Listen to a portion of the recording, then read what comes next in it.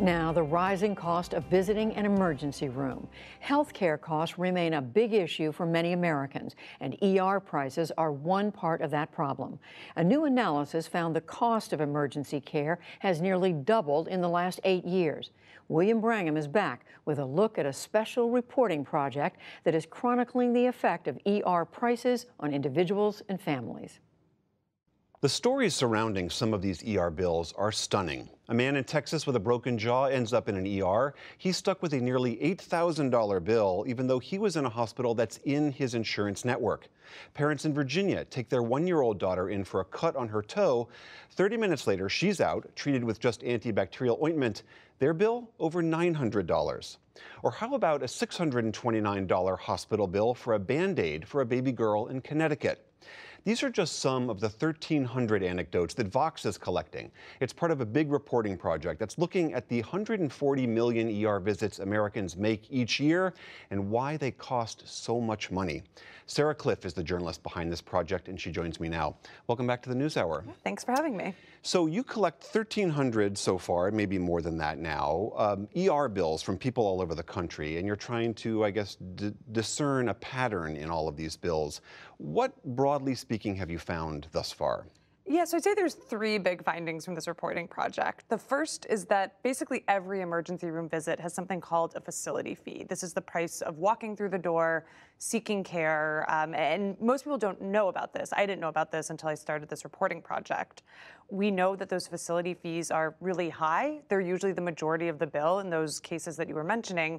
And we also know they vary a lot. One hospital across the street from another hospital, they might have facility fees that look nothing like each other, but it's really hard to find information about them. You usually don't know what your facility fee is until you receive a bill from your hospital. You can't call ahead and ask what theirs is. No, you can't call ahead and ask. These are privately negotiated between hospitals and insurance companies. So it's a difficult market to be a patient in, to actually know how much you're going to pay when you do go to the emergency room. So that's one of the big findings. What were some of the others? So we've seen a lot of issues with out-of-network billing at in-network emergency rooms. One of our stories looked at this man in Texas who wakes up after being unconscious, left in a Texas. This is the broken jaw story. This is a broken jaw. So he wakes up with a broken jaw, starts Googling, is my hospital I woke up in network? He finds out it is, he feels relieved, but then it turns out that the surgeon who does his jaw surgery is not in network, and he receives an $8,000 bill. And it turns out this is pretty common, especially in Texas, to have out-of-network providers working at in-network emergency rooms. And again, it's really difficult for patients to find that information. You might think you're safe like this patient did, and then get a bill a few months later, which shows you really weren't safe. Have these costs been the same all along, as in just now we're paying attention to it, or they've been changing over time? They've been going up much faster than general inflation in the economy. But I think one key factor here is that deductibles are rising very, very quickly. So a lot of us, most of us who have insurance at work now have a deductible above $1,000. And that means we actually see our healthcare costs. Instead of the insurance just kicking in everything, we're expected to pay more. So I think we hear from more patients who are, paying that facility fee versus who might have had their insurance cover it in the past. In one of the stories in this series, you feature several analysts who argue that ERs are acting like monopolies, that they are monopolies and that they act that way. What does that actually mean? So it means that patients often have little choice when they go to the emergency room. A lot of the cases I write about are people who, it's late at night, it's the weekend, it's the holiday, everything else is closed, and the emergency room is their only option. So they're kind of held, hostage a little bit to whatever prices the emergency room wants to charge for the care. They don't really even have another option. One of the cases you mentioned earlier about this little girl who got some ointment on her toe and ended up with a $900 bill. That was a case that happened on the weekend when the pediatrician was closed. Urgent care said it wouldn't see a pediatric patient. So the ER essentially becomes the only place you could go. You can't really shop at all when there's just one option. And with all of these different types of costs, obviously knowing what your insurance does and doesn't cover and what your deductible is part of it, but are there other things that consumers can do to try to protect themselves from having this incredible surprise when the bill shows up in the mail? I think certainly asking a lot of questions. It can be pretty intimidating to be in these situations, but asking, what is the facility fee? How much am I going to expect? When you're sitting in the emergency room. When if you are capable of it, and granted, like there are people who are unconscious, there are people dealing with severe medical situations, so it's not always possible. But if it is possible to ask those questions, I would say not to be afraid to do so.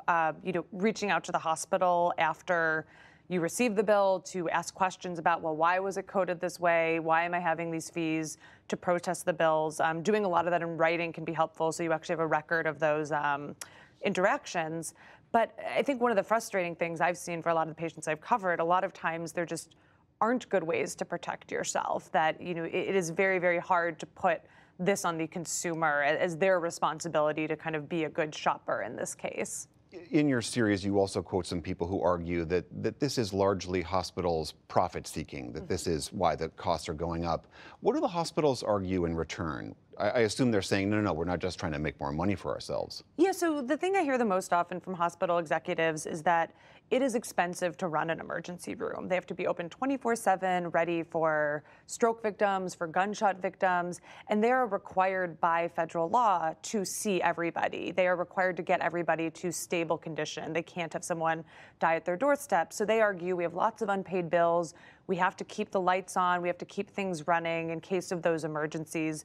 And I certainly do think there is some truth to that argument, that emergency rooms are expensive places to run. But the place where the experts I've talked to become skeptical of that argument is that all the fees are really high, that they're charging this facility fee to come in the door, then they're charging $800 for the eardrops, they're charging $8,000 for the oral surgery, that doctors are, it's not that you pay this fee and that you're in, but that there's really high charges even after you pay this fee that is supposedly there to keep the emergency room up and running. Sarah Kliff of Vox, thank you so much. Thank you.